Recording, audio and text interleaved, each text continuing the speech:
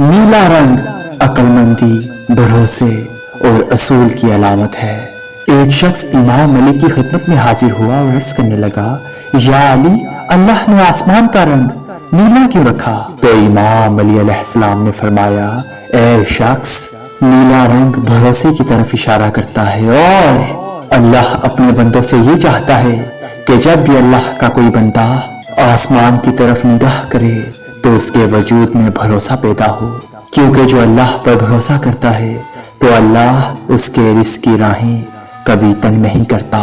देखो इस आसमान में परिंदे किस तरह से उड़ रहे हैं। परिंदे कभी भी रिस्क जखीरा नहीं करते, क्योंकि उन्हें यकीन होता है जिसने आज रिस्क दिया है वो कल भी रिस्क देगा। अल्लाह चाहता है कि जब भी जमीन पर रहने वाले आसमान की तरफ निगाह उठाएं तो वो अपने वजूद में उम्मीद, यकीन और भरोसा पैदा करें। अपने अल्लाह पर भरोसा कि वो उनके दुख कम कर देगा।